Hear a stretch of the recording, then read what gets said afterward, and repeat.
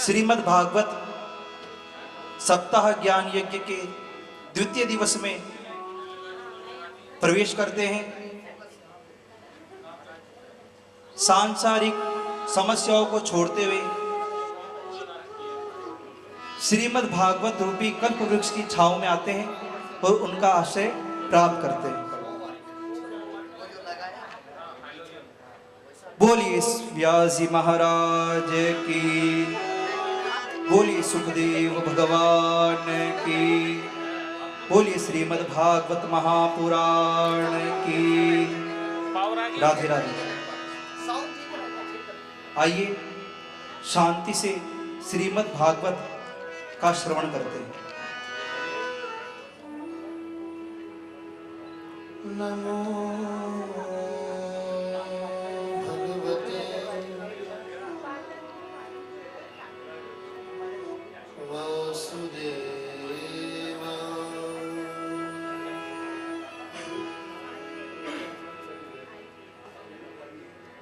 स्वस्ति श्री गणेशाय नमः।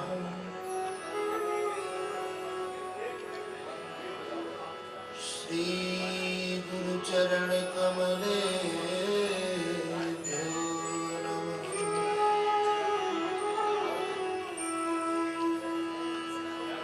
श्री सरस्वती नमः।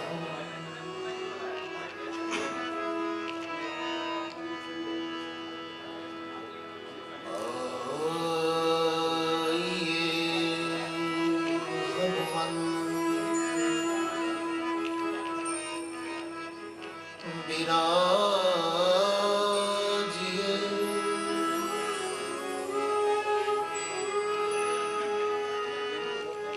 कथा कहूँ मति अनुसार।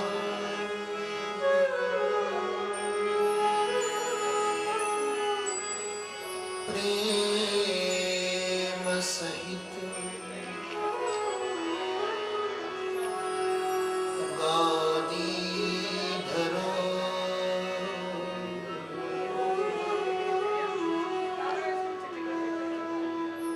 पधारी पवन कुमार।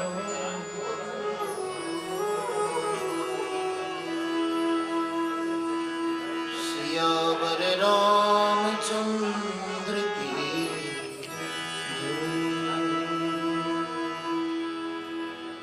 पवन सुत हनुमान की।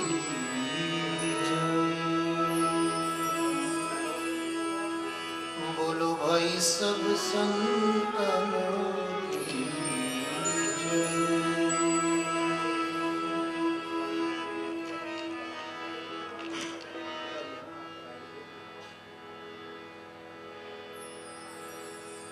गंगा तरंग रमणी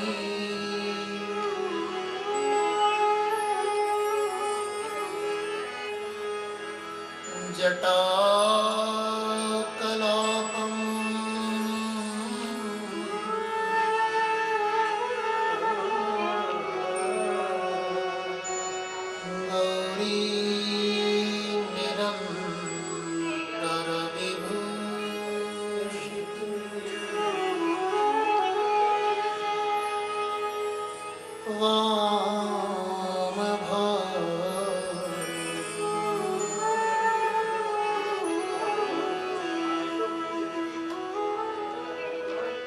नारायण प्रियमन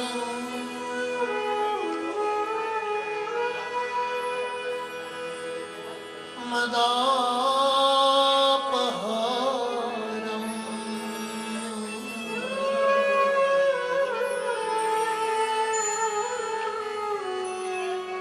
वाराणसी पुरपतिम्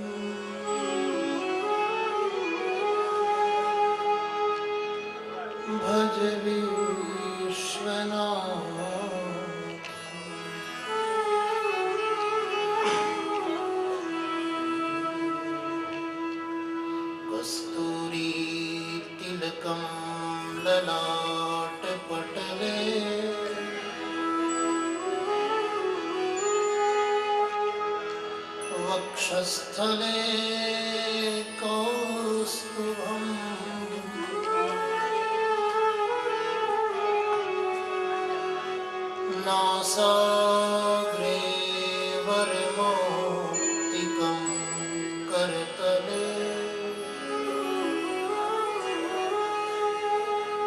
वेणु करे कंकण।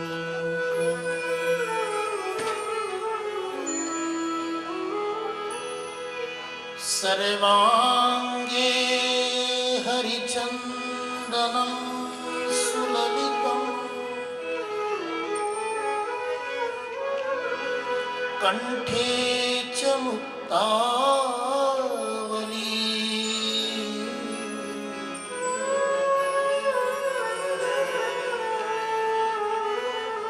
गोपस्त्री परिवेष्टितो विजयते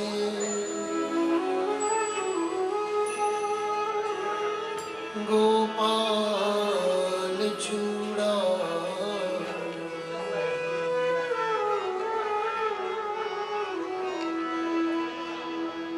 अस्ति स्वस्तरुणी कराग्रविगला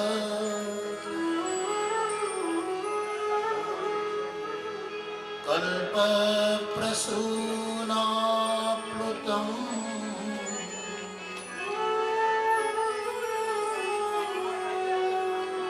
वस्तु प्रस्तुतवेणुनादलहरी।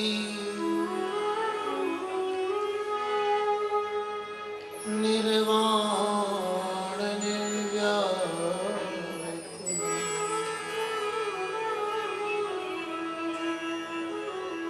स्रस्त स्रस्त निबद्धनी विविलस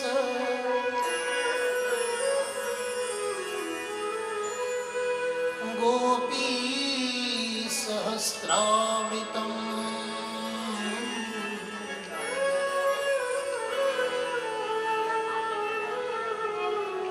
हस्तन्यस्तनतापवर्गमखिलो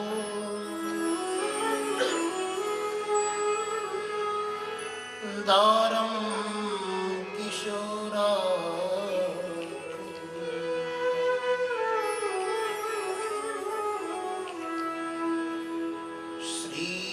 श्रीमद्हंस कुमारांश्च नारदं मुनिपुङ्गवं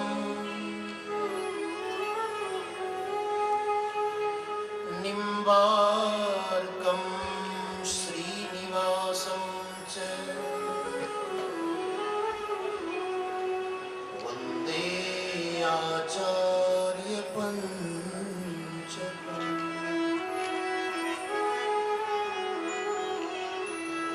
हरे राम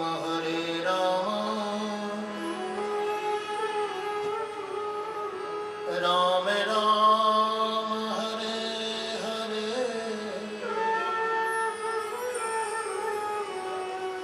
हरे कृष्ण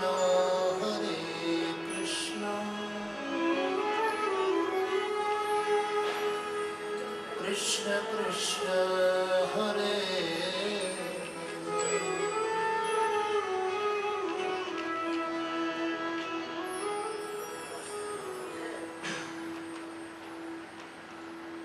श्री चित्तचोर लाल की जय हो। श्री द्वारिकाधीश की जय हो। श्री भागवत महापुराण की जय हो। सद्गुरु देव की जय हो। श्री व्यासदेव भगवान की जय हो। ओम नमः पार्वती पतये हर महादेव।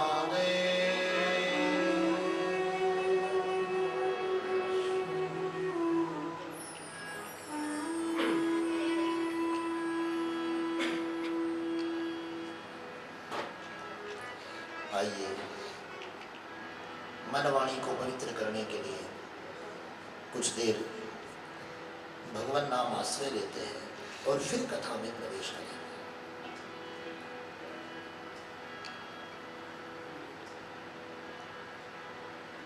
राधा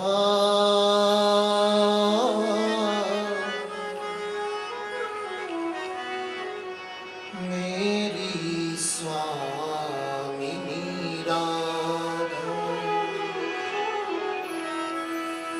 राधा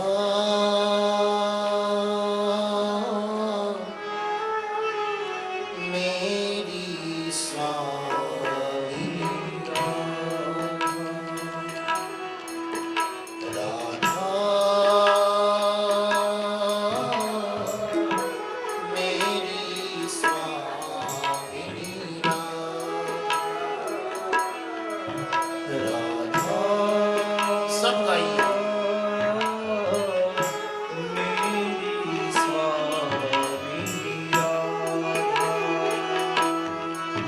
राधा मेरी स्वामिनी राधा, राधा मेरी स्वामिनी राधा मेरी स्वामिनी राधा। गुनगुनाइए। मेरी स्वामिनी राधा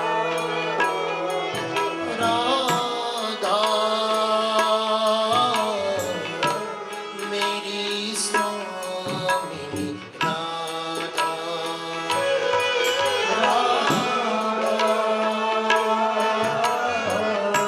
मेरी स्वामिनी राधा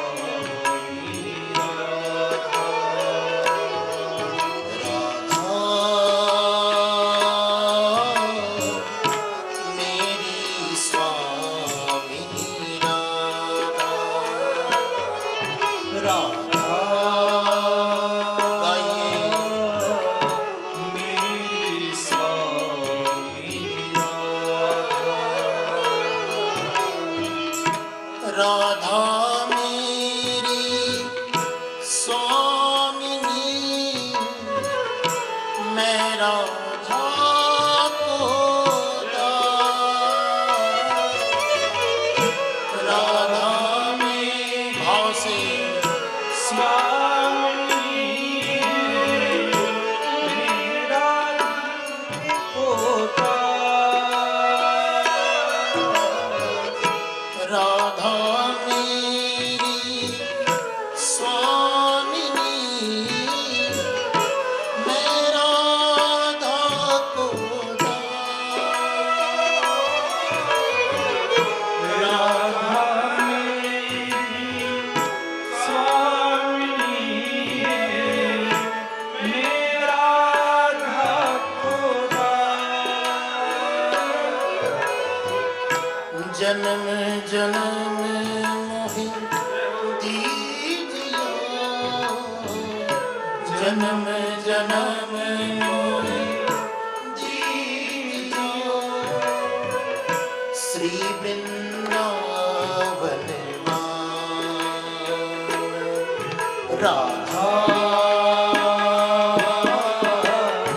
मेरी स्वामिनी राधा, जय हो। मेरी स्वामिनी राधा राधा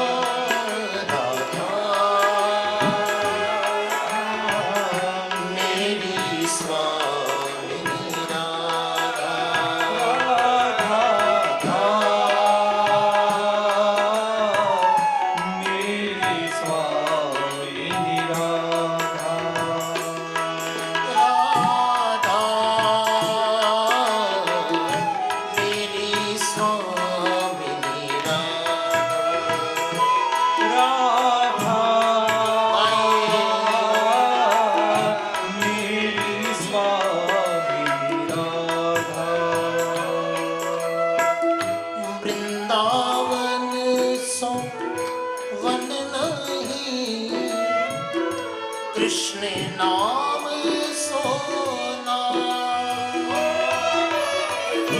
वृंदावन सो मन नहीं, कृष्ण नाम सोना वंशी वट सो वट नहीं, वंशी वट सो वट नहीं, राधा नाम सुना राधा मेरी स्वामी राधा, राधा मेरी स्वामी राधा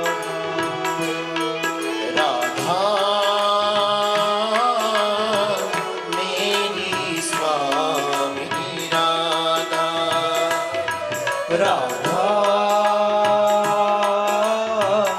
मेरी स्वामी राधा।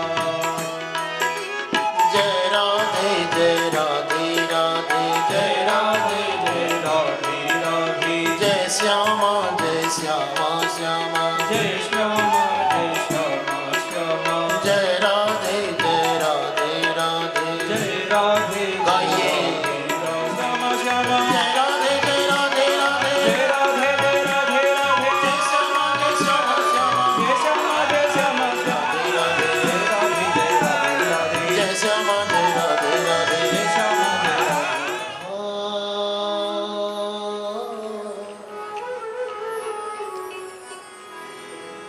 मेरी स्वामी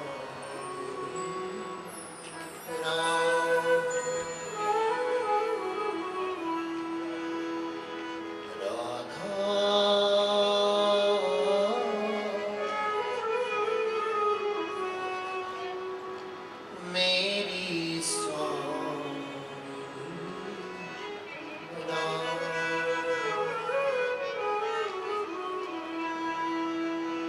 श्री विपिन बिहारी लाल की श्री वृंदावन बिहारी लाल की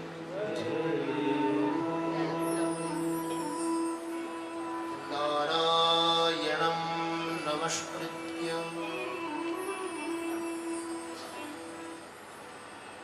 नरं चैव नरोत्तमं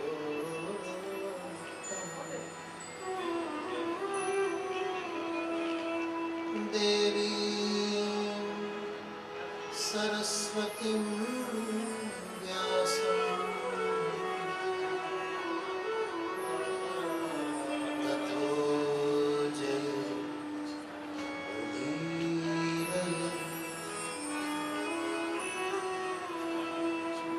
ततो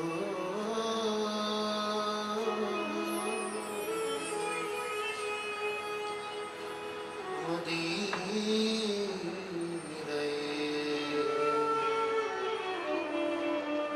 ततो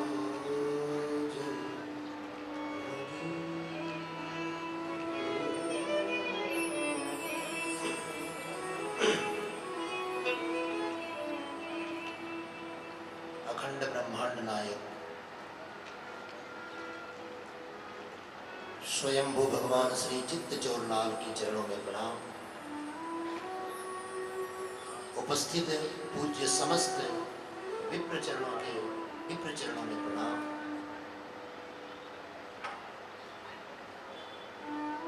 यजमान चतुष्टय सपत्नीक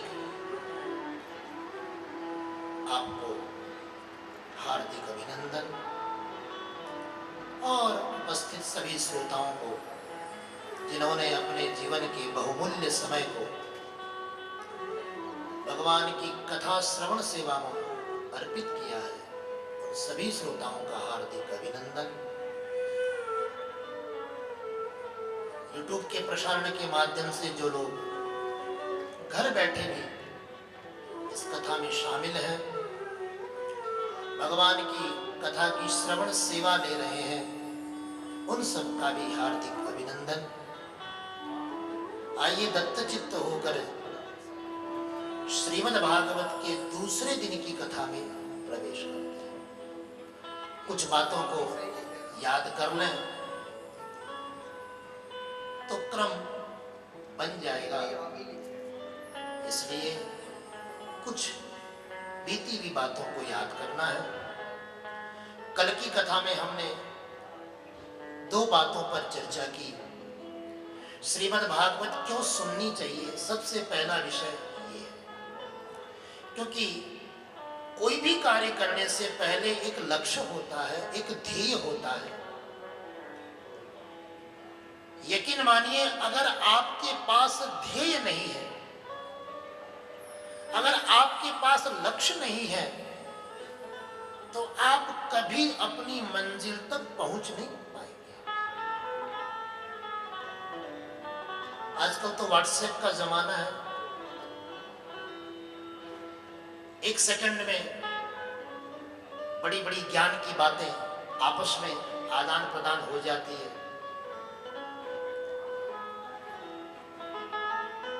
मैंने पढ़ा एक जगह, किसी ने कहा, यदि आप रास्ते चलते, यदि आप राह चलते, प्रत्येक भौंकते हुए कुत्तों को पत्थर मारेंगे तो अपनी मंजिल पर पहुंच नहीं पाएंगे, आप उसी में उलझ जाएंगे। यदि अपनी मंजिल पर पहुंचना है तो आपको इन सब विघ्नों से परे होना पड़ेगा। आपको अपने कर्म को अपनी लगन से जोड़ना होगा, अपनी निष्ठा से जोड़ना होगा, अपनी भक्ति से जोड़ना होगा। हम लोग अपने बच्चों से कहते हैं ना, अगर कोई बच्चा अपना भविष्य चुनना चाहे कि मुझे आगे चल के किस क्षेत्र में जाना चाहिए, कौन सी शिक्षा ग्रहण करनी चाहिए, तो यही तो कहते हैं कि तुमको जो काम करने में मजा आता हो वो काम करो। काम कोई छोटा बड़ा नहीं होता है, तेरे को जिसमें मजा आए वो काम। आपको कथा सुनने में मजा आ रहा है, मुझे कथा कहने में मजा आ रहा है, तभी तो हम और आप यहां बैठे हैं। अपना सबके जीवन में अपनी अपनी जिम्मेदारियां हैं, अपने अपने कार्य हैं, अपनी अपनी व्यस्तता है। लेकिन सच बात तो ये है, अगर आपको कथा सुनने में मजा नहीं आ रहा हो और मुझे कथा कहने में मजा नहीं आ रहा हो, तो अधिक समय तक न तो आप टिक पाओगे और न मैं टिक पाऊंगा।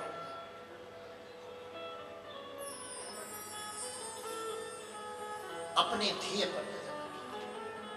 बड़ा सुंदर उदाहरण है ये महाभारत का। जब गुरु द्रोणाचार्य ने अपने सारे शिष्यों से पूछा, दूर एक पेड़ पर एक निशाना, एक लक्ष्य निर्धारित हुआ, एक चिड़िया, उसकी आंख में देखते हुए उसकी आंख को निशाना बनाना है, ऐसा कुछ प्रस्ताव रखा गया गुरुदेव के द्वारा। और बारी बारी से अपने सारे शिष्यों को गुरुदेव आजमाते हैं और पूछते हैं, लगा निशाना। और जब वो शिष्य निशाना लगाता है तो गुरुदेव पूछते हैं, तुझे कुछ दिखाई पड़ रहा है? तेरा निशाना कहाँ है? तुझे क्या क्या दिख रहा है? तो शिष्य कहता है, गुरुदेव मुझे वो पेड़ नजर आ रहा है, उस पेड़ की वो डाल नजर आ रही है, उस डाल पर उगे हुए पत्ते नजर आ रहे हैं और उन पत्तों के झुरमुट के बीच बैठा एक पक्षी नजर आ रहा है। गुरुदेव ने कहा, बस रहने, तुझसे नहीं होगा, तू रहने, तेरे बस की बात। अर्जुन कहता है अंत में, गुरुदेव मुझे तो बस वो पक्षी की आंख नजर आ रही है, न तो मुझे वो पेड़ नजर आता है, न उसकी डाल नजर आती है, न उसके बहुत सारे पत्ते नजर आते हैं। क्योंकि इन सब को देखने में आप अपनी दृष्टि को भ्रमित कर रहे हैं, आपकी आपकी दृष्टि आपकी मंजिल पर होनी चाहिए, आपके लक्ष्य पर होनी चाहिए। और ये बात मैं सिर्फ आध्यात्मिकता के तौर पे नहीं कह रहा हूं, हर तरह से कह रहा हूं। आप व्यवहारिक जीवन में भी इस बात को समझ सकते हैं, सामाजिक जीवन में भी इस बात को समझ सकते हैं। अपने कार्य के प्रति अपने ध्येय को सुनिश्चित कीजिए। आपका ध्येय क्या है? आप यहां क्यों बैठे हैं? आप कथा क्यों सुन रहे हैं? लोगों के पास तो बात करने को 3 मिनट का समय नहीं है, आप कम से कम 3 घंटे सुन रहे हैं। बात करना तो बहुत दूर, शेक्सपियर ने तो ये कहा है कि इस दुनिया में सबसे कठिन काम है किसी को सुनना।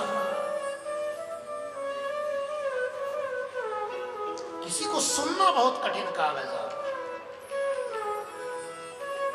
आप किसी व्यक्ति के साथ बैठे हो, यकीन ना हो तो उसको कुछ देर सुनाकर देख लो। आप 2 मिनट सुनाओगे, तीसरे मिनट में उसका रेडियो चालू हो जाएगा, फिर वो बोलेगा अब तू मेरी सुन।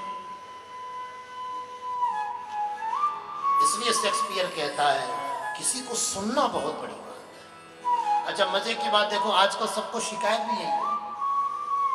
पत्नी को शिकायत है पति से कि ये हमारी नहीं सुनते, और पति को शिकायत है पत्नी से कि ये मेरी नहीं सुनते। हर कोई एक दूसरे को सुनाना ही तो चाहता है, सुनने को कोई तैयार नहीं है, सब सुनाने को तैयार है। इसलिए इस बात को मैं बड़े दावे से कहता हूं कि किसी को सुनना बहुत बड़ी उपलब्धि है जीवन। आप सुन रहे हैं साहब, आप 3 घंटे सुन रहे हैं, कितनी बड़ी बात है। लेकिन ये सुनने का ध्येय क्या है? आपका लक्ष्य क्या है? लक्ष्य की चर्चा करते हैं। श्रीमद् भागवत के महात्म्य में सबसे पहले यही बताया, आप कथा क्यों सुने, हमको कथा क्यों सुननी है। इसके लिए 2 तत्व हैं। कथा सुनने का जो संकल्प होना चाहिए, कथा सुनने का जो ध्येय होना चाहिए, उसमें 2 वस्तु है, 2 बातें हैं। कौन कौन सी? एक तो भक्ति और दूसरी मुक्ति। इसकी चर्चा हम कर चुके हैं, मैं सिर्फ जस्ट एक पुनरावर्तन कर रहा हूं। वो आजकल सीरियल में आता है रिकैप, हम लोग रिकैप कर रहे हैं थोड़ा सा, चलो कल की बातें कुछ स्मरण में आ जाए, जिससे हम अपने क्रम से जुड़ जाएं। तो भक्ति और मुक्ति की चर्चा करें। नारद जी ने यह संकल्प लिया कि मैं जन जन में भक्ति की स्थापना करूंगा। कौन सी भक्ति की स्थापना? जो अपने पुत्रों के साथ प्रसन्न रहे, वो भक्ति। कौन से पुत्र? ज्ञान और वैराग्य। वो भक्ति जो ज्ञान और वैराग्य से युक्त हो। इसकी बात, इसके विषय में भी हमने कल चर्चा की। ज्ञान किसको बोलते हैं? भक्ति में ज्ञान और वैराग्य की अगर आपको सरल सी परिभाषा चाहिए तो मैं समझा दूं।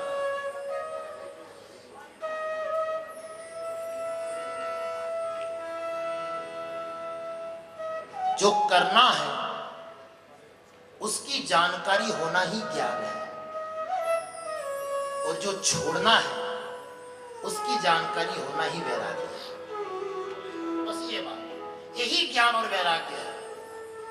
आप भक्ति करने बैठे, मेरे गुरुजी कहा करते हैं, बड़ी अच्छी बात। किसी ने पूछा महाराज भक्ति कैसे करें, भक्ति करने का तरीका क्या है? जब करें उससे भक्ति होगी, या रोज लाल जी की पूजा करें, विधिवत श्रृंगार करें, अच्छी अच्छी सुंदर सुगंधित मालाएं अर्पण करें, बढ़िया भोग अर्पण करें? क्या वास्तविक भक्ति का तरीका क्या है, विधि क्या है?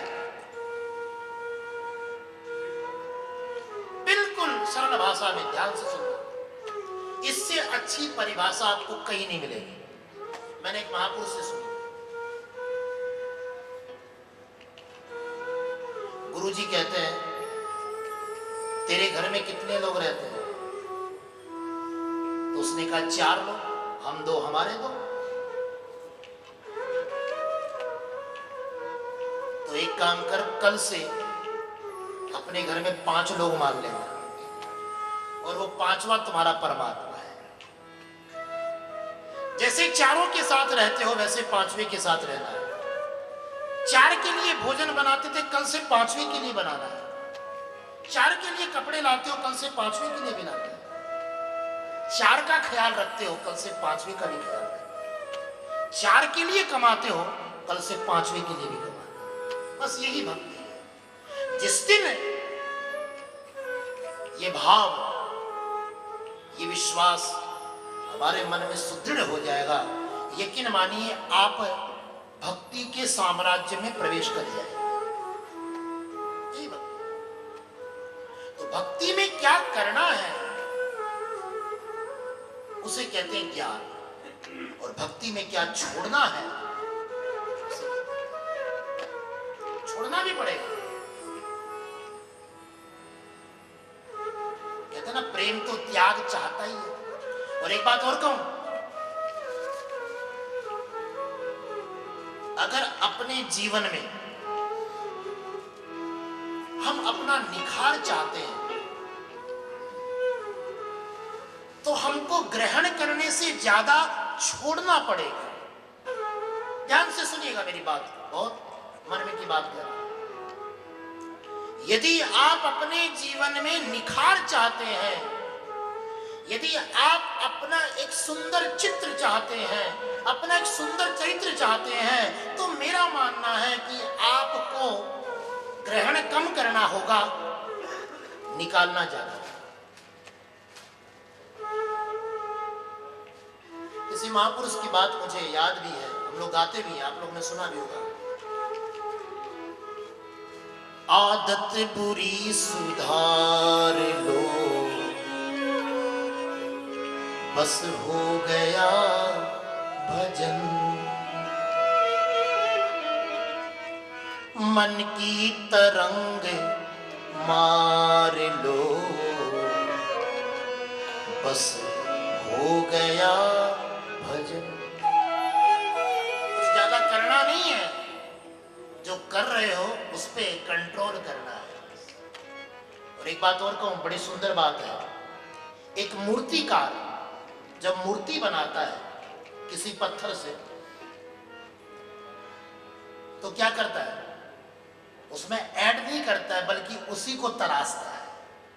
उसमें जो एक्स्ट्राज है ना, उन एक्स्ट्राज को निकाल देता है। और अगर जीवन से एक्स्ट्राज निकल गए, जिस प्रकार उस पत्थर की शिला से एक्स्ट्राज निकल गए, तो वह पत्थर एक मूर्ति बन जाती है, एक चित्र बन जाता है। उसी प्रकार हमारे जीवन से यदि एक्स्ट्राज निकल जाए तो यह जीवन चरित्र बन जाता है, चरित्र बन जाता है, एक चरित्र सज जाता है।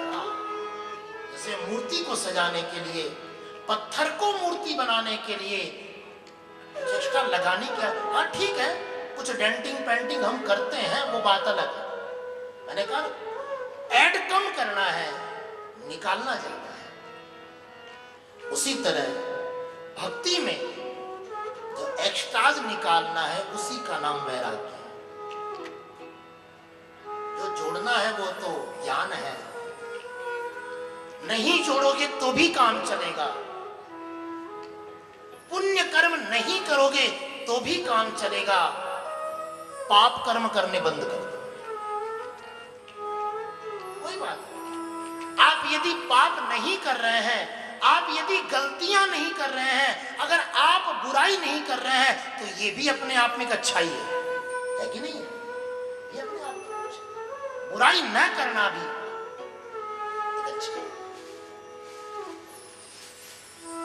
आदत बुरी सुधार लो, बस हो गया।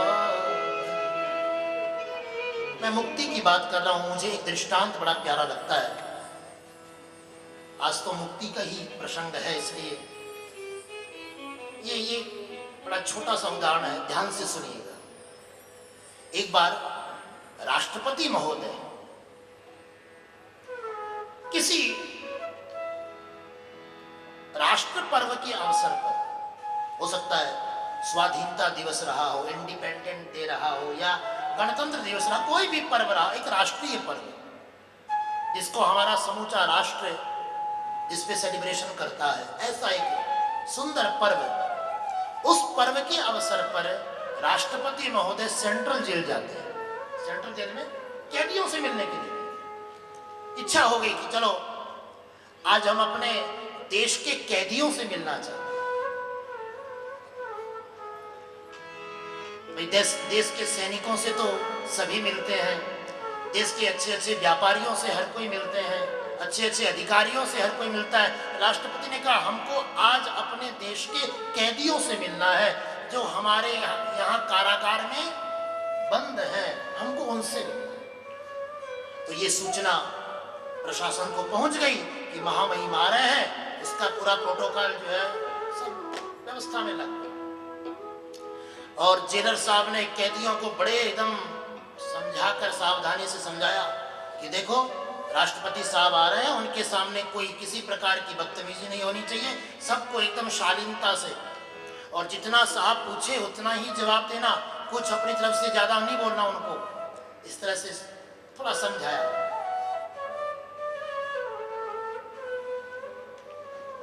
निर्धारित समय पर राष्ट्रपति महोदय जेल में पहुंचे।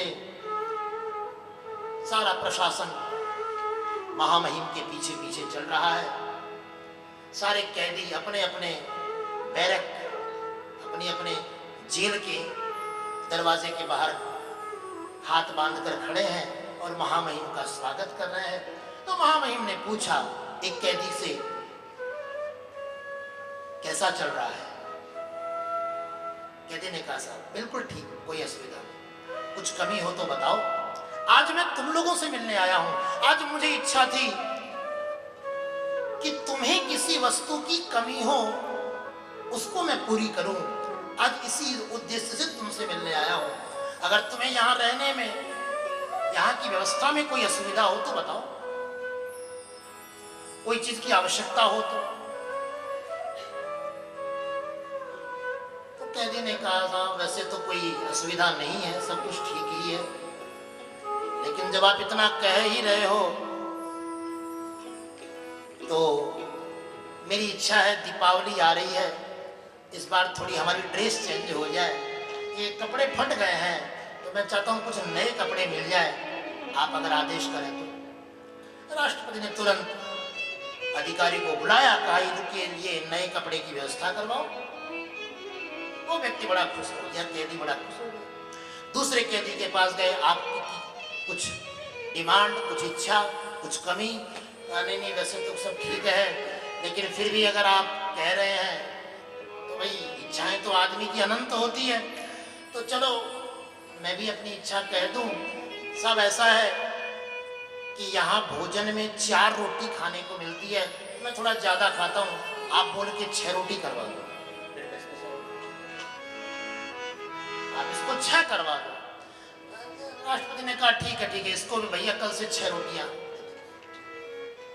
तीसरे ने कहा मेरा मटका फूट गया है, नया मटका दिलवा दो, गर्मी का मौसम, ऐसा कुछ सब अपने अपने। किसी ने कहा मेरी चद्दर फट गई है। एक आध ऐसे ही मिल गए, उसने कहा हमको बीड़ी सिगरेट पीने की आदत है, अब यहाँ जेल में मिलती नहीं है, तो आप थोड़ा बोल के ऐसी व्यवस्था करवा दो। ठीक है ये भी करवा दो। जिसने जो कहा राष्ट्रपति महोदय उसकी इच्छा के अनुरूप उसको व्यवस्था करते जा रहे थे। आखिर में एक बड़ा ही गंभीर कैदी खड़ा था, नजर झुकी हुई थी।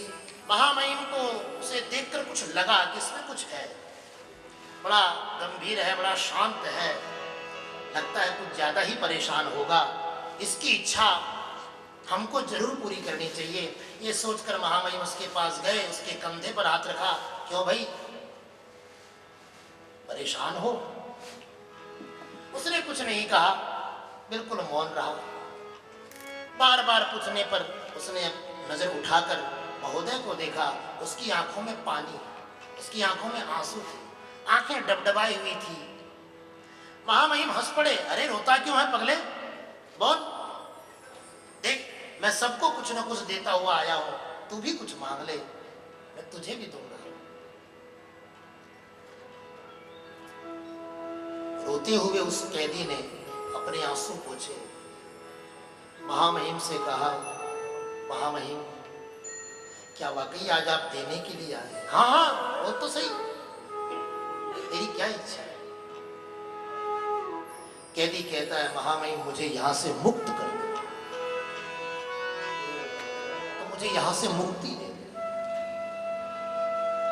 मैं तुम्हारे इस कारागार से मुक्त होना चाहता हूं। महामहिम चौंक पड़े, क्या करें? अपने आप को रोक नहीं पाए। तुरंत अधिकारी को आदेश हुआ कि जाओ इनके लिए वो रिहाई के पेपर तैयार करो, सारी फॉर्मेलिटीज पूरी करो और इनको आज की आज रिहा करो। मुझे यहां से मुक्त कर। भगवान के परम प्रिय भक्त रहीम जी की एक बात, एक श्लोक मुझे याद आता है। व्योमा आकाश खखाम्बराब्धि वसवः त्वत्प्रीत येद्यावधि। ये रहीम जी की बात है, ध्यान से सुनिएगा। रहीम जी कहते हैं कि प्रभु एक बात बताओ, हमने तुम्हारे इच्छा से न जाने कैसी कैसे पात्र अदा किए हैं, और कोई 2 4 10 20 नहीं, 84 लाख। व्योमाकाश खखाम्बराब्धि वसवः त्वत्प्रीत येद्या। तुमने जैसा चाहा हमको वैसा बना दिया। लेकिन एक बात तो बताओ, हमारे इतने रूप देखने के बाद तुम्हें कोई रूप पसंद आया भी कि नहीं आया? तुमने कहा बिल्ली बन जा तो हम बिल्ली बन गए, तुमने कहा बंदर बन तो मैं बंदर बन गया, तुमने कभी कुछ बनाया कभी कुछ बनाया। 84 लाख योनियों में न जाने क्या क्या बनकर तुम्हारे सामने आता रहा। मेरे मालिक, कोई तो योनि तुमको पसंद आई होगी, मेरा कोई तो रूप तुम्हें पसंद आया होगा।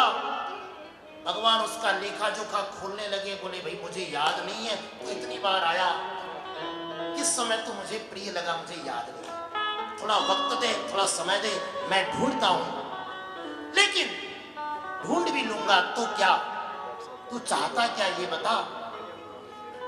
तो रहीम कहते हैं, प्रीतो यद्यसिता समीक्ष भगवन। भगवान ने कहा तू क्या मांगेगा ये बता। तो भक्त कहता हमको यहां से मुक्त करो। क्यों इस नाट्य मंडली में हमको संभाल के रखे हो?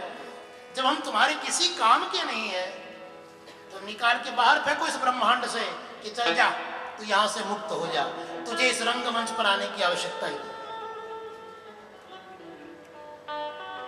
ये मुक्ति है। तो भगवान की इस भागवत कथा सुनने का दूसरा भाव है मुक्ति। लेकिन मैं फिर अपनी एक बात दोहराना चाहूंगा, मुक्ति का संबंध सिर्फ किसी दिवंगत जीव के लिए नहीं है। जो इस संसार से जा चुका है, हम उसी के लिए मुक्ति का भाव समझे, ऐसा नहीं है। जीते जी मुक्ति होना भी जरूरी है। और सच पूछो तो मैं तो ये कहता हूं, यदि जीवित मुक्ति नहीं मिली तो मरणोपरांत किसने देखा? कहां जाएंगे, कौन जानता है? और कौन प्रमाणित करेगा इस बात को, कौन प्रूफ करेगा कि हम मुक्त हुए या नहीं? बात तो तब बने। और मुक्ति का संबंध साहब, अगर मैं बात करूं जीवन की व्यवहारिकता से, तो मुक्ति का संबंध तो सभी बातों से है। अगर कोई व्यक्ति दुखी है तो वो भी अपने दुख से मुक्त होना चाहता है, होता है कि नहीं होता है? कोई आदमी पीड़ित है, कोई रोगी है, उसे भी मुक्ति चाहिए, उसे अपने रोग से मुक्ति चाहिए, उसे अपने कष्ट से मुक्ति चाहिए, उसे अपनी पीड़ा से मुक्ति चाहिए। तो कहने को शब्द एक है, लेकिन किसी न किसी अवस्था में हर कोई इस मुक्ति की याचना करता है। हो सकता है हमने उस मुक्ति को जन्म जन्मांतरों तक सीमित कर लिया हो, लेकिन मुक्ति तो प्रत्येक अवस्था में, प्रत्येक अवस्था में मुक्ति की चर्चा है। इस प्रसंग में एक इतिहास सुनाया आत्मदेव नाम के ब्राह्मण का। इसकी चर्चा भी हम कल कर चुके हैं, लेकिन थोड़ी सी झलक लेते हुए आगे बढ़ेंगे। आत्मदेव की संतान नहीं थी, एक बाबा ने फल दिया, संतान हो गई, लेकिन बाबा ने यह भी कहा था कि अरे आत्मदेव, तेरे प्रारब्ध को देखकर हमको ये ऐसा लगता है कि तुझे संतान का सुख नहीं है। देखो, संतान होना एक बात है और संतान का सुख होना ये दूसरी बात है। पुत्र होना एक बात है, लेकिन पुत्र का सुख होना, मनुष्य होना एक बात है, लेकिन मनुष्यत्व होना ये दूसरी बात है। आदि शंकराचार्य अपनी विवेक चूड़ामणि में कहते हैं, दुर्लभम त्रयम एवेतत् देवानुग्रह हेतुकम मनुष्यत्वम मुमुक्षुत्वम महापुरुष संश्रय है।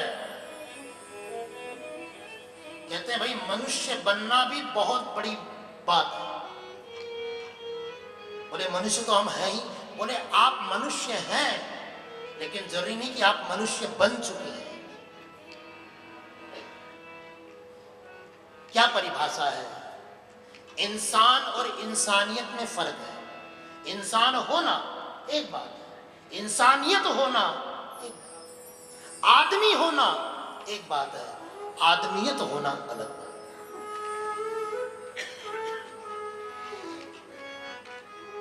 गर्मी का मौसम था, एक व्यक्ति कहीं यात्रा पे जा रहा था। ध्यान से सुनिए, आदमी और आदमियत में क्या फर्क है। बड़े जोरों की गर्मी, चलते चलते वो आदमी थक चुका था, भूख प्यास से बेहाल हो चुका था। और गर्मी में खाने को न मिले तो चल जाए, लेकिन पीने को जल तो चाहिए। कंठ सूख जाते हैं, लगता है कि बस अब अगर पानी नहीं मिला पीने को तो प्राण निकल जाए। उस समय भोजन से ज्यादा पानी की उपयोगिता समझ में आती है। वो व्यक्ति बड़ा परेशान, हाल बेहाल चला जा रहा था। उसे कोई घर नजर नहीं आ रहा था, लेकिन फिर भी हिम्मत जुटाकर चला जा रहा था। थोड़ी दूर चलने पर उसे एक बड़ा ही सुंदर आलीशान घर नजर आया। उसकी आंखें चौंधिया गई, बड़ा खुश हुआ। उसके कदम बड़ी तेज गति से उस घर की ओर दौड़ने लगे और दौड़ते दौड़ते वो अपनी मंजिल तक पहुंच गया।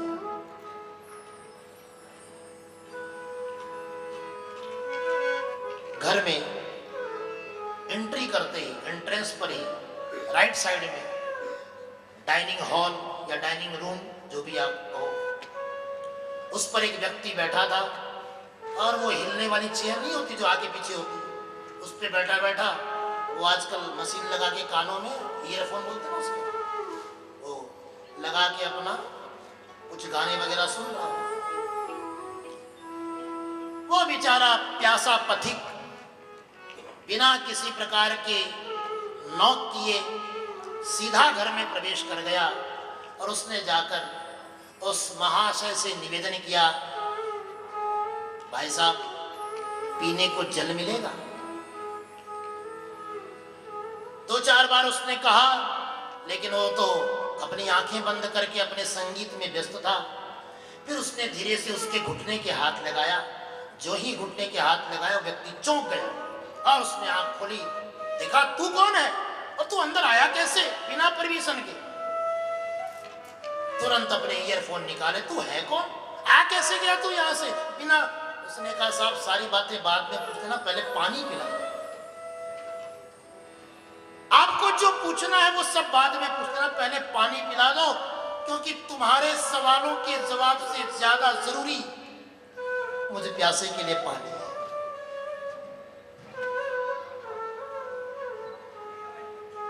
बुरा मान गया वो आदमी, बड़बड़ाते हुए न जाने कहां कहां से चले आते हैं।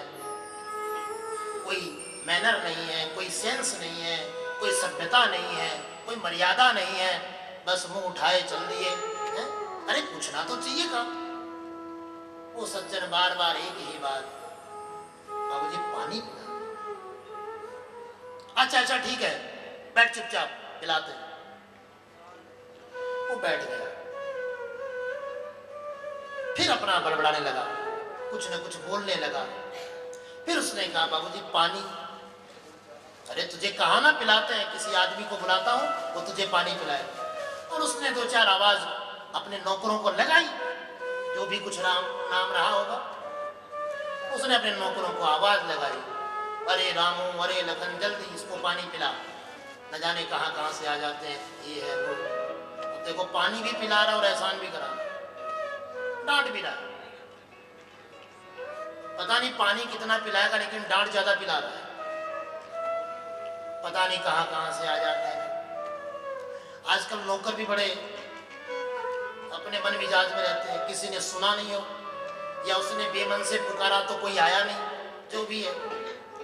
फिर थोड़ी देर हुई, फिर उसने कहा बाबूजी पानी। अरे तुझे कितनी बार कहा है, आदमी को बुलाया है वो तुझे पानी पिलाएगा, किसी आदमी को आने दे तुझे पानी पिलाएंगे। तो वो प्यासा सोचता है कि पानी तो आदमी ही पिलाएगा, तो बाबूजी थोड़ी देर के लिए तुम ही आदमी बन जाओ। बात तो सही है, पानी तो आदमी ही पिलाता है साहब, जो पानी पिला रहा है ना आदमी वही है। बाबूजी थोड़ी देर के लिए तुम ही आदमी बन जाओ। तुम्हारे होते हुए तुम किस आदमी को ढूंढ रहे हो, इसका मतलब इस शरीर से भी अलग एक आदमी है। हम कहते नहीं ये कोई काम करना हो, अच्छा भैया कोई आदमी को बुलाना, नहीं कहते, जनरल लैंग्वेज में हम लोग बोलते हैं कई बार। इसका मतलब वो आदमी हमसे अलग है, वो इस शरीर से अलग है। इसीलिए आदि शंकराचार्य कहते हैं मनुष्य होना एक बात है, लेकिन मनुष्यत्व होना एक बात है। आदमी होना एक बात है, लेकिन मेरे भाई आदमियत होना एक बात है। जरूरी नहीं है जो मनुष्य बना है उसको मनुष्यत्व मिल जाए।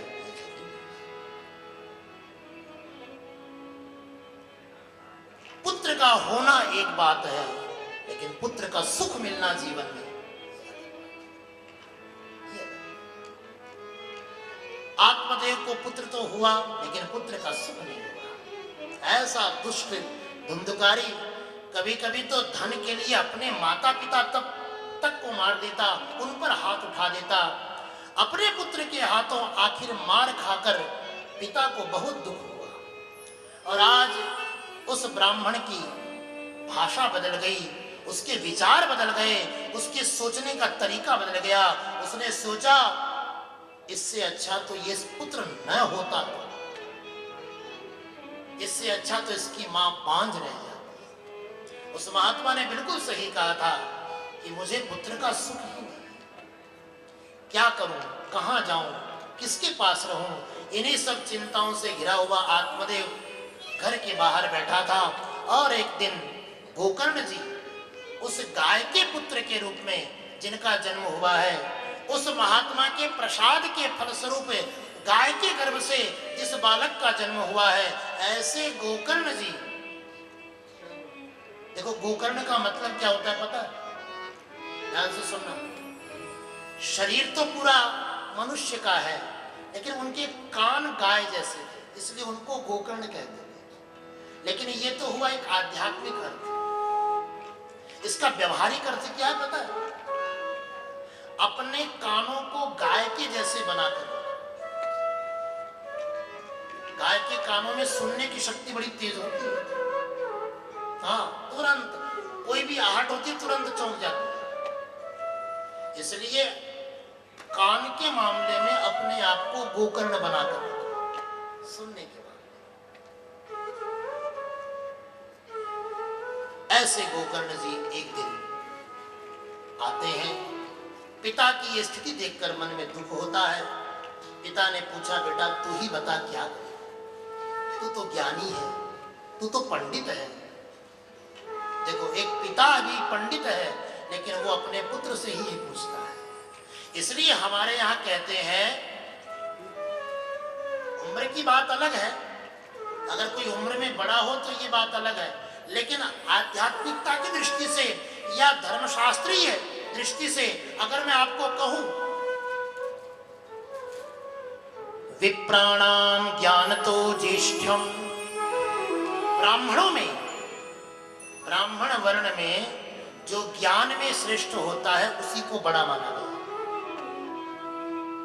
क्षत्रियों में जिसके पास बल अधिक है उसको बड़ा माना गया। वैश्यों में जिसके पास धन ज्यादा है उसको श्रेष्ठ ज्येष्ठ माना गया।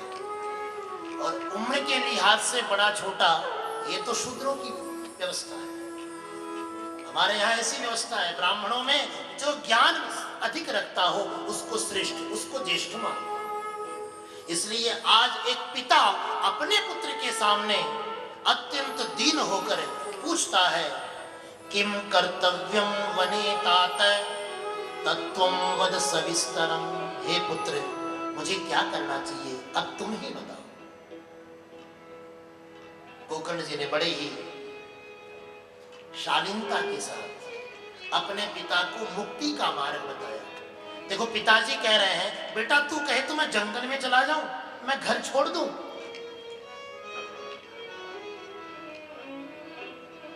अगर आप जंगल में जाकर भी अपने मन में संसार की भीड़ लेकर जाते हैं तो आपका जंगल में जाना भी बेकार है, क्योंकि शांति मन में चाहिए, जीवन में नहीं।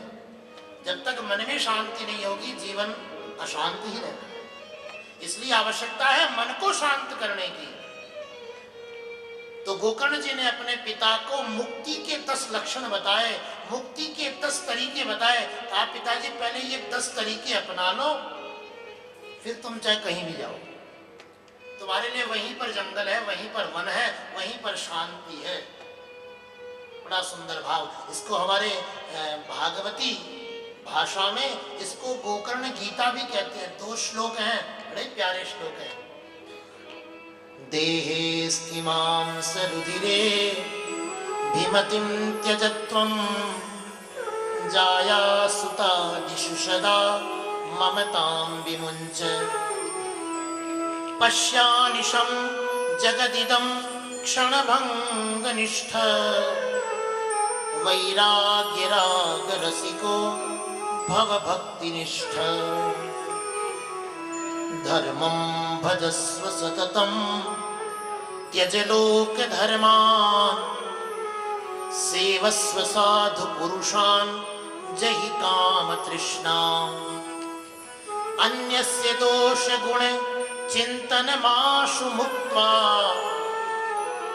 सेवा कथा रसमहो नितरां पिबत्वम्।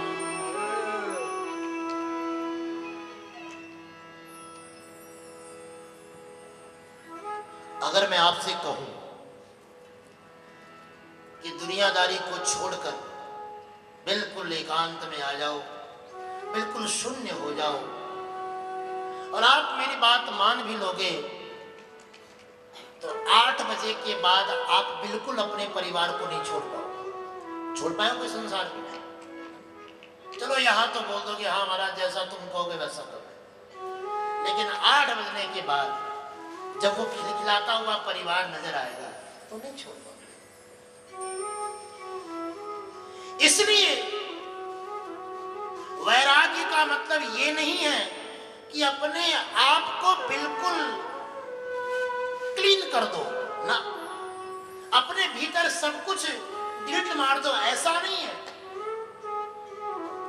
अपने भीतर जो कुछ भी है उन सबको नष्ट कर दो, उन सबको मिटा दो, उनको इरेज कर दो, ऐसा ये वैराग्य नहीं है।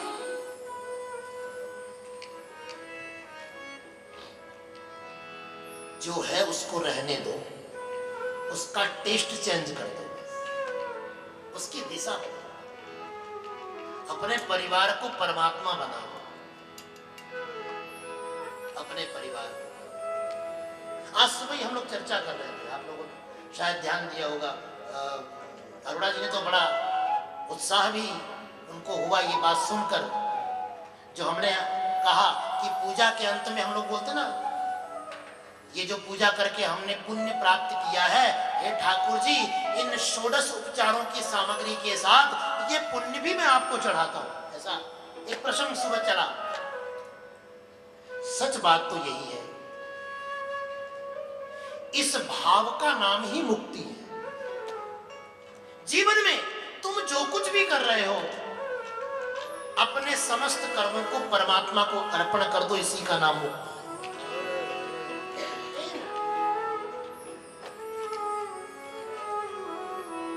द्वेपदे बंधमोक्षाय न ममेति ममेति च। ये दो बात है, ध्यान से सुनना।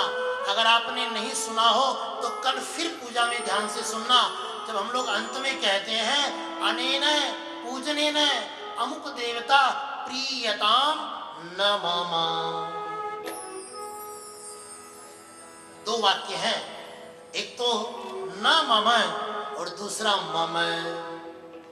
यानी मम यानी मेरा, और न मम यानी मेरा नहीं है।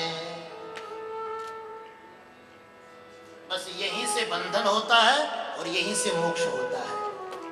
क्योंकि ताला खुलता भी वहीं से है जहां से बंद होता है, खाली घुमाने का एंगल चेंज करना बस, बाकी ताला खुलेगा भी वहीं पर। सिर्फ एक शब्द का फेर है। अगर तुम कहते हो ये मेरा है तो ये बंधन है, और ये मेरा नहीं है ये मुक्ति है। ये परिवार मेरा है ये बंधन है, और ये परिवार परमात्मा का है, लाल जी का है, यही मुक्ति है। बड़ा प्यारा भजन है, आप सब लोग गाते भी है ना। मेरा आपकी कृपा से सब काम हो रहा। आइए परम श्रद्धेय श्री विनोद अग्रवाल जी को याद करते हैं। ये मेरा है और ये मेरा नहीं है। ये जो पूजा मैंने की है, ये जो कथा मैंने सुनी है, ये मैंने नहीं सुनी है प्रभु, तुमने सुनाई। ये तुम्हारी कृपा है। ये जो परिवार मुझे मिला है ये मेरा परिवार नहीं, ये तुम्हारा दिया। मेरा आपकी कृपा से सब काम हो रहा। मेरा आपकी कृपा से सब काम हो रहा है। मेरा आपकी कृपा से सब काम हो रहा है। मेरा आपकी कृपा से सब काम हो रहा है। करते हो तुम कन्हैया मेरा नाम हो रहा है। करते हो तुम कन्हैया मेरा नाम हो रहा है। मेरा आपकी कृपा से सब काम हो रहा है। मेरा आपकी कृपा से गाइए सब काम हो रहा है।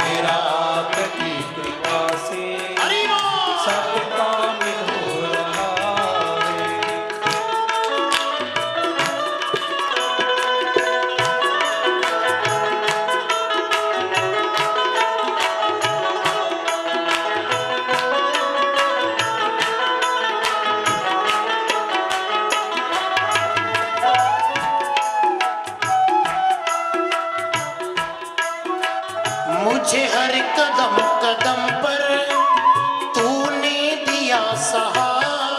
नहीं दिया, सच सच बताना, दिया ना? और अगर दिया है तो दिल से कहना, बनावटी नहीं कहना, और बड़े उमंग के साथ कहना। और जिसको नहीं दिया वो मत कहना, कोई बात नहीं। और मुझे भरोसा है जिनको दिया है उसकी आवाज इतनी बुलंद होगी, मेरी जिंदगी बदल दी तूने करके एक इशारा। मेरी जिंदगी बदल दी तूने करके एक इशारा। एहसान पे तेरा ये एहसान हो रहा है, एहसान पे तेरा ये एहसान हो रहा है।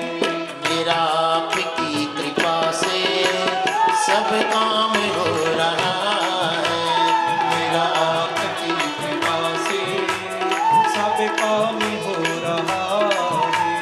करते हो तुम कन्हैया मेरा नाम हो रहा है, करते हो तुम कन्हैया मेरा नाम हो रहा है।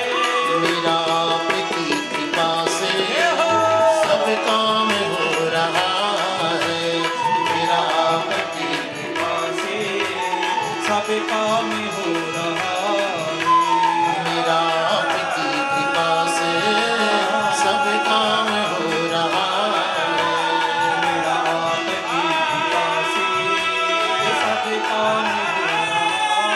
ओ मेरो राधा रमण, मेरो राधा रमण, मेरो ओ मेरो राधा रमण, मेरो राधा रमण, मेरो राधा रमण,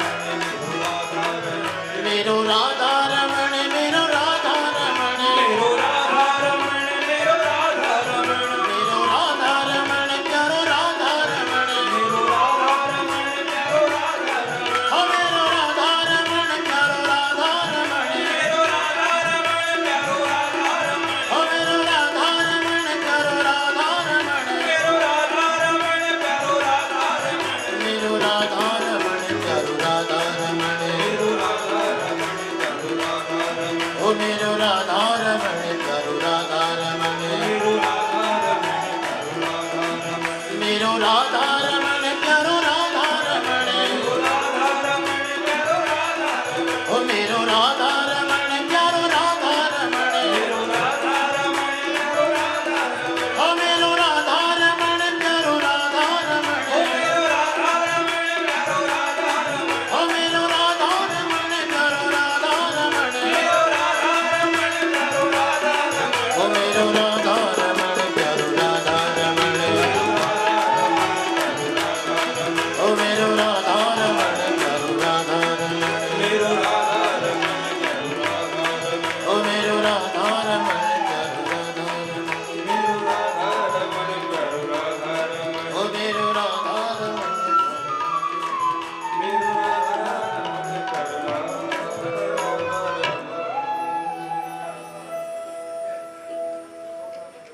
मेरा आपकी कृपा से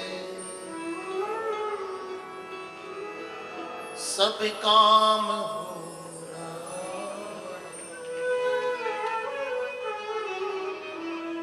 सब काम हो रहा। आपको याद है या नहीं मुझे नहीं पता, लेकिन मुझे याद है अच्छी तरह से। जब मैं बहुत छोटा था उस समय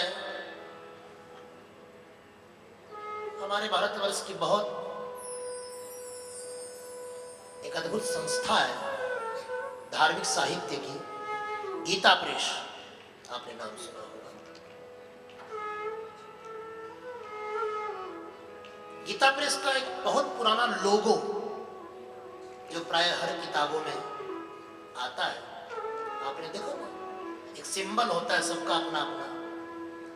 ऐसे गीता प्रेस का एक पुराना सिंबल अगर किसी को ध्यान में हो,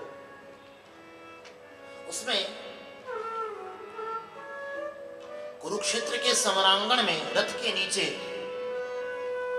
अर्जुन अपने घुटने को मोड़कर बैठे हैं और भगवान कृष्ण खड़े होकर उनके कंधे पर अपना हाथ रखे हैं। अगर किसी को याद हो, नहीं तो अब देख लेना। ऐसा एक लोगो पहले बहुत चलता था। आजकल तो वो रथ वाला लोगो चल रहा है, लेकिन पहले का लोगो ये बहुत चलता था। अगर कभी किसी ने उस पर ध्यान दिया हो, गौर किया हो, तो ये बात अपने अंतर मन में हिलोरे मारती है। ऐसा प्रतीत होता है कि ठाकुर जी ने भी हमारे कंधे पर हाथ रखा है और धीरे से कह रहे हैं मैं हूं ना, तो क्यों चिंता करता है। ये जो भगवान का कंधे पर हाथ है, ये कंधे पर हाथ किस लिए है? शाबाशी देने के लिए नहीं है।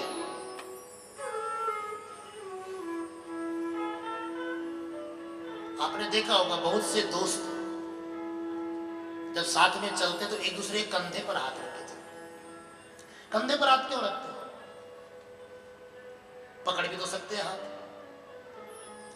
कंधे पर हाथ रखना ये मेरा अपना दर्शन है। आप क्या अनुभव करते हैं, आपकी क्या व्याख्या होगी वो आप जानना, लेकिन मेरी व्याख्या तो ये है कि मानो भगवान वहां अर्जुन के कंधे पर हाथ रखकर ये संकेत कर रहे हैं, ये दिलासा दे रहे हैं, ये भरोसा दे रहे हैं कि जो जिम्मेदारी तेरे कंधे पर है वो तेरे कंधे पर नहीं बल्कि मेरे हाथ पर है। उसे तो अपने कंधे पर मत मान, तेरे कंधे पर तो मेरा हाथ है और मेरे हाथ पर वो जिम्मेदारी।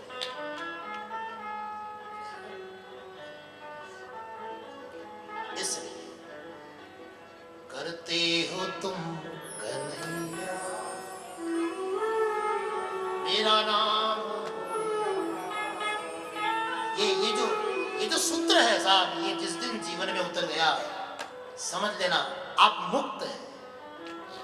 आदि गुरु आदि शंकराचार्य कहते हैं प्रश्नोत्तरी में, बद्धो ही कोयो विषयानुरागी।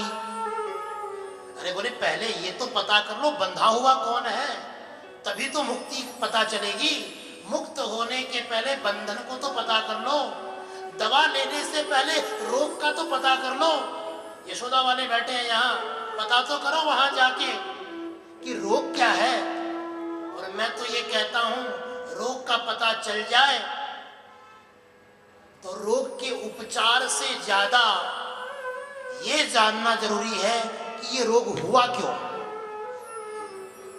अगर रोग होने का कारण हमको समझ में आ जाए तो फिर हम आगे से सचेत रहें, है कि नहीं? अगर पता चल जाए कि तुमको शुगर है और ये क्यों हुई है, इसकी अगर जानकारी हो जाए तो आप उसको कंट्रोल कर पाओगे, वरना दवाइयां कब तक खाते रहोगे। आवश्यकता उस पर कंट्रोल करने की है, उस पर रोक लगाने की है, और रोक तभी लगा पाओगे जब उसके आने का कारण आपको पता होगा। बंधन, पहले बंधन का तो पता चले, हम बंधे कहां से, उसके बाद में मुक्ति होगी। हमको यही नहीं पता अभी तो हम बंधे कहां से। गोकर्ण जी के शब्दों में ध्यान से सुनिएगा, ये 10 सूत्र हैं मुक्ति के, और जिसने इन 10 को अपने जीवन में सजा लिया वो व्यक्ति हमेशा मुक्त है। उसको फिर मुक्ति का इंतजार करने की आवश्यकता ही नहीं है साहब, वो हमेशा मुक्त है। देहे स्थिमां सरुधिरे भीमतिम त्यजत्वम अभिमतिम त्यजत्वम। हे पिताजी, सबसे पहले तो अपने आप के प्रति जो तुम्हारी अभिमति है, जो तुम्हारी आसक्ति है, जो तुम्हारा ऐशो आराम लेने का जो स्वभाव है, उसको छोड़ो। अपने शरीर को चलायमान करो। कितनी सुंदर बात है ना। एक बुद्ध पुरुष का तन भागता है लेकिन मन स्थिर रहता है, और एक भोगी पुरुष का मन भागता है लेकिन तन स्थिर रहता है। एक ही जगह पड़ा रहता है और पड़े पड़े फूल जाते हैं, दुनिया भर के रोग से ग्रसित हो जाता है। इसलिए सबसे पहले तो अपने देह की आवश्यकताओं पर नजरअंदाज करो, अपने जीवन को साधनामय बनाओ, थोड़ी तपस्यामय बनाओ, थोड़ा तप होना चाहिए शरीर से, थोड़ा कष्टों को सहन करने की आदत डालो अपने। मैंने सुना है बहुत से व्यापारियों के मुख से, वो कहते हैं कि हमारे बच्चों को हम अपने व्यापार में बाद में इन्वॉल्व करते हैं, पहले उससे कहते हैं जा कुछ दिन कहीं नौकरी करके आ, किसी के अंडर में काम करके आ, तो तुझे संघर्ष का पता चलेगा। जीवन में संघर्ष कैसे होते तुझे तब पता चलेगा जब तू थोड़ा संघर्ष करेगा, तब तुझे लाभ हानि का पता होगा। जिसने अपने पिता की शानो शौकत देख ली है वो क्या जाने। एक व्यक्ति ने मुझे भेजा मेरे व्हाट्सएप पर, मुझे अच्छी लगी ये बात, आपसे शेयर कर रहा हूं।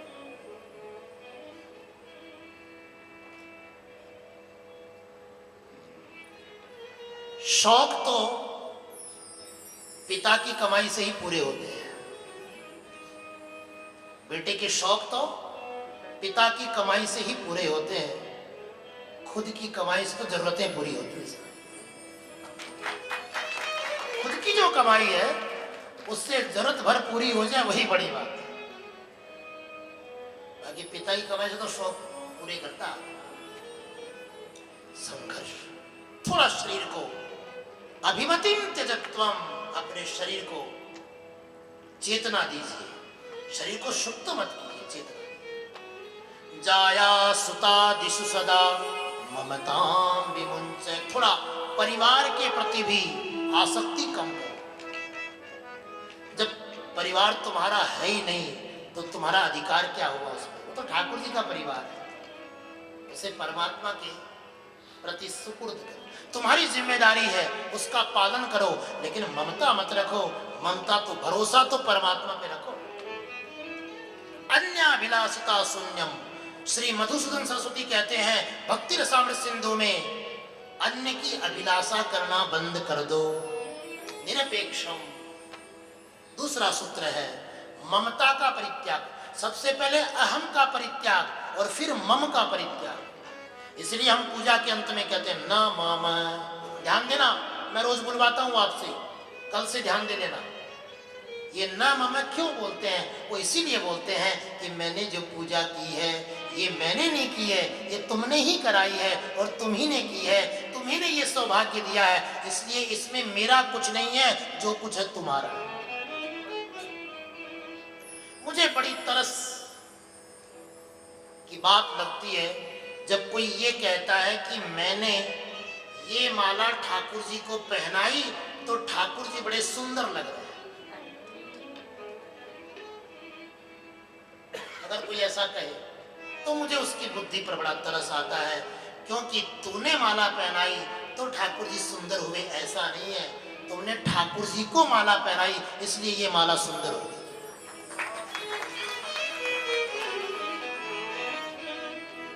नामापराध है।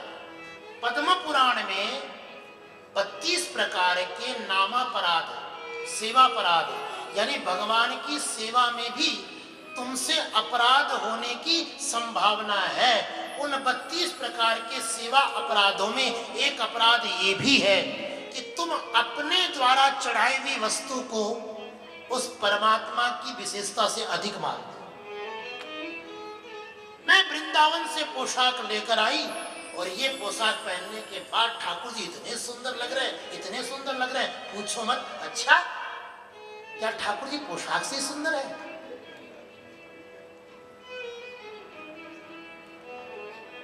तेरी पोशाक की कीमत बढ़ गई। मैं गया था, मेरी बहन अभी है नहीं यहाँ पे, बंसल जी की बहू के यहाँ मैं गया, बड़ा अच्छा लगा उसका जो प्रेम था। यद्यपि बंसल जी ने मुझे आज टोक दिया कि महाराज हमारी चर्चा मत करना आप कथा से, लेकिन मैं देखो मैं यहाँ अपने बस में नहीं रहता। Bansal ji I am sorry, जो बात है सुनो।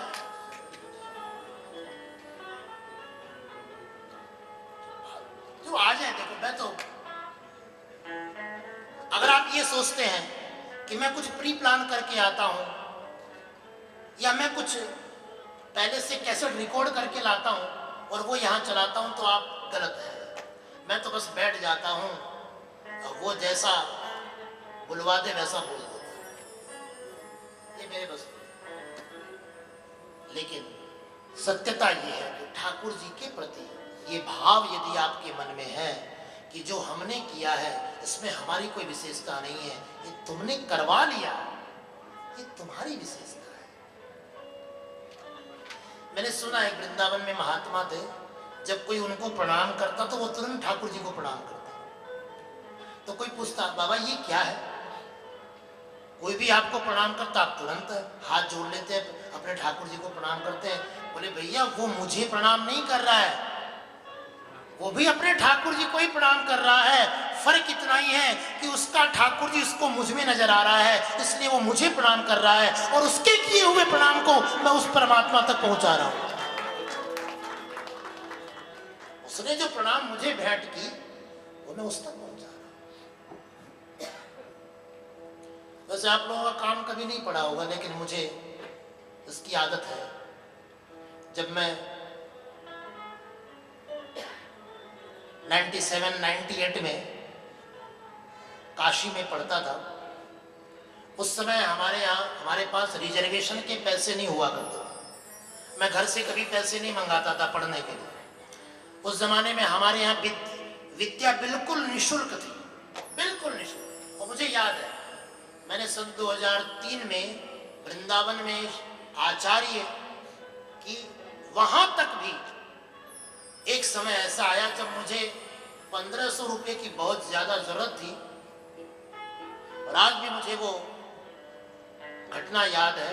उस समय सिर्फ परीक्षा की फीस देने के लिए, 1500 रुपए की फीस देने के लिए मैं वृंदावन के एक अच्छे वक्ता के साथ दिल्ली के पास सोनीपत न पानीपत कोई जगह है, बहुत पुरानी बात, इसके मुझे जगह का नाम याद है। वहां मैं उनके साथ कथा में आया, सिर्फ स्कूल की फीस जमा करनी थी मुझे। हम लोग अपने पिताजी से कभी पैसे नहीं लेते थे कि हमको पढ़ने के लिए या रहने के लिए, जो कुछ भी है, क्योंकि रहना भी निशुल्क था आश्रमों में। खाली साल में एक बार जो परीक्षा के फॉर्म भरते उसमें फीस लगती थी।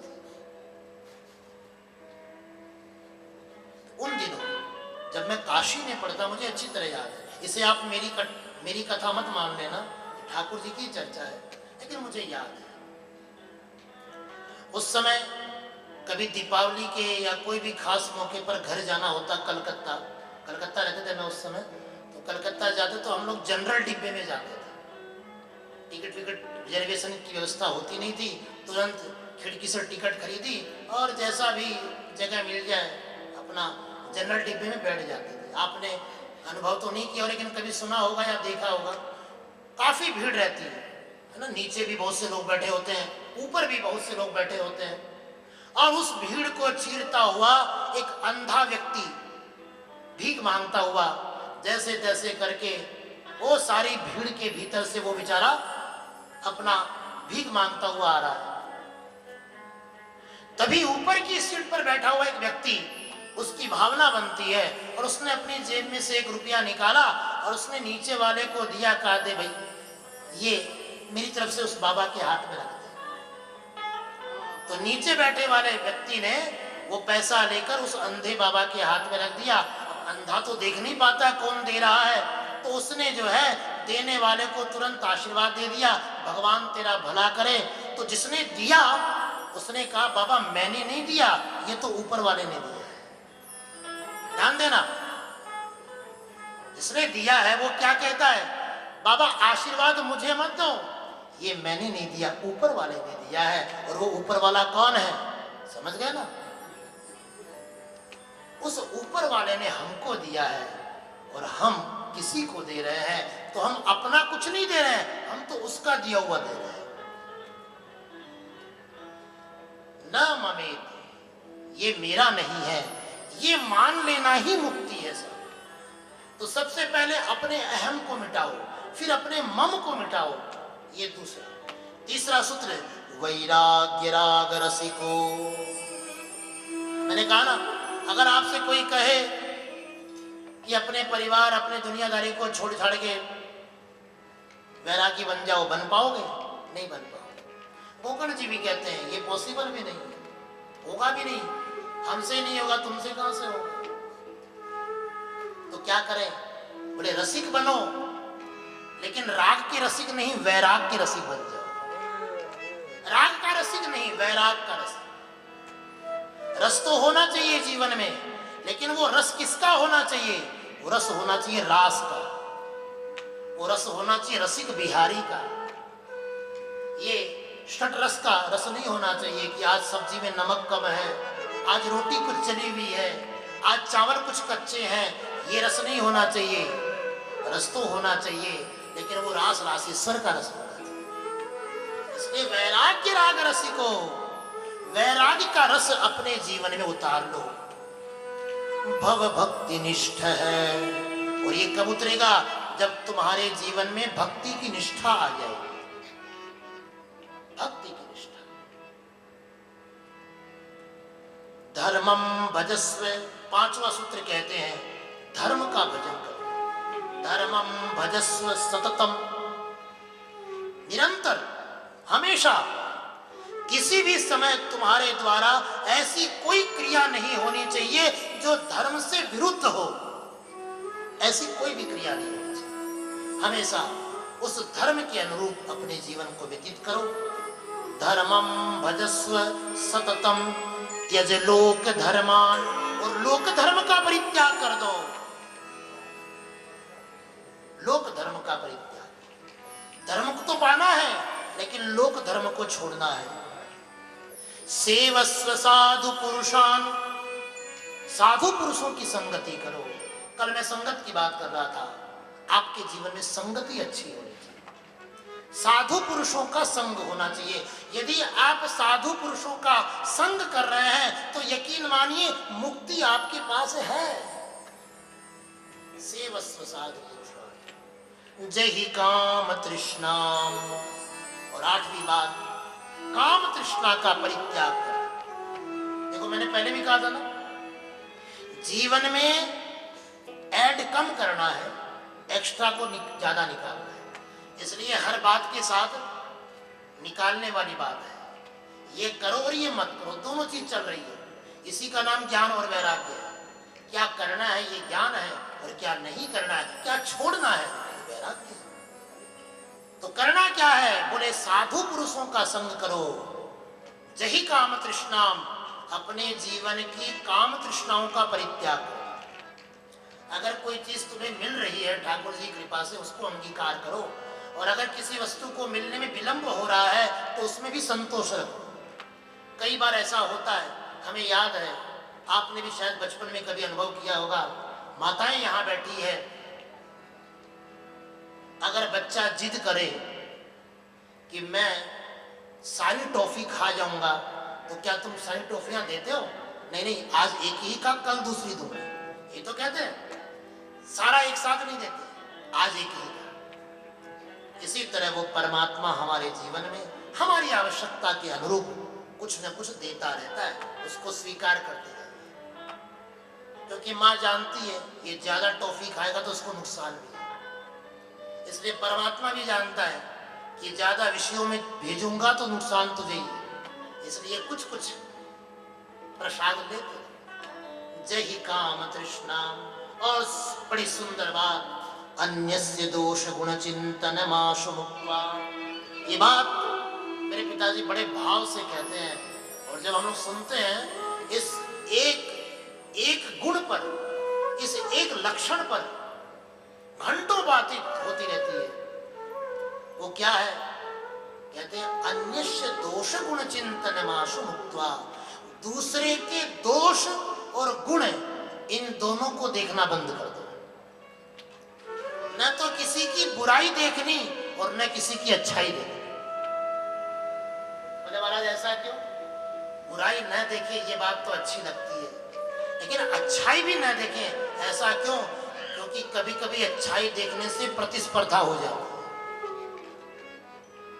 कंपटीशन हो जाता है। वो ऐसा क्यों है, मैं ऐसा क्यों नहीं?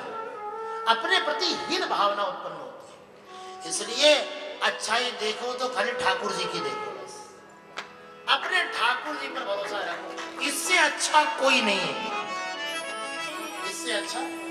ब्रजवासी गाते बड़ा सुंदर भाव होता है कि तेरे संग में रहेंगे ओ मोह चलना, तेरे संग में रहेंगे चित्त चोर लाल।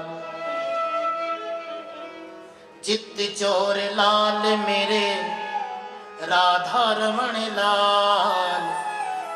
चित्त चोर लाल मेरे राधा रमण लाल। एक अंतरा का आनंद लेंगे बस, उसके बाद क्रम को आगे बढ़ेंगे। भाव से गाइए कि तेरे संग में रहेंगे राधा रमण लाल। तेरे संग में रहेंगे, तेरे संग में रहेंगे चित्त चोर लाल।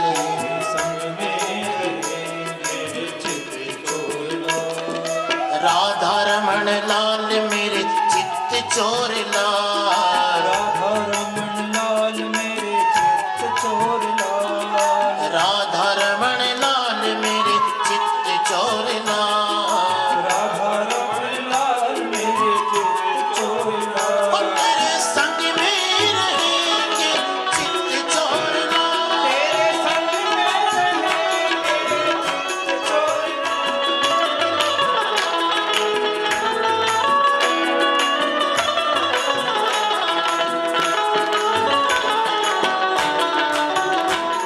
पुष्प बनो मैं धागा बनो।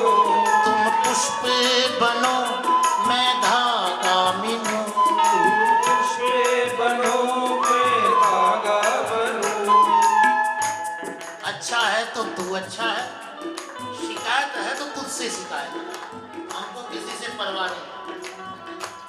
तुम पुष्प बनो मैं धागा बनूं। तुम पुष्प बनो मैं धागा बनो। तुम पुष्प बनो मैं धागा बनूं। तुम पुष्प बनो मैं धागा बनो।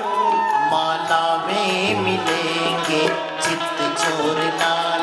माला में मिलेंगे चित्त चोर लाल। और तेरे संग में रहेंगे राधा रमण लाल। तेरे संग में रहेंगे राधा रमण लाल। राधा रमण लाल मेरे चित्त चोर लाल। राधा रमण लाल मेरे चित्त चोर लाल। ओ राधा रमण लाल मेरे चित्त चोर लाल। तेरे संग में रहेंगे राधा रमण लाल। हो तेरे संग में रहेंगे राधा रमण लाल। तेरे संग में रहेंगे चित्त चोर लाल। तेरे संग में रहेंगे चित्त चोर लाल।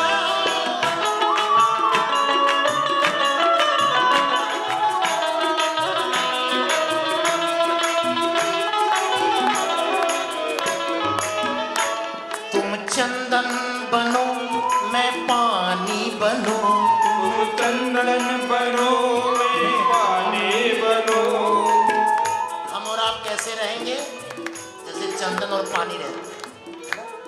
तुम ही सबसे अच्छे हो, सबसे उत्तम।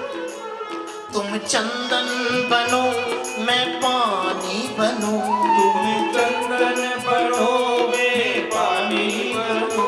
तुम चंदन बनो मैं पानी बनूं। तुम चंदन बनो मैं पानी बनो।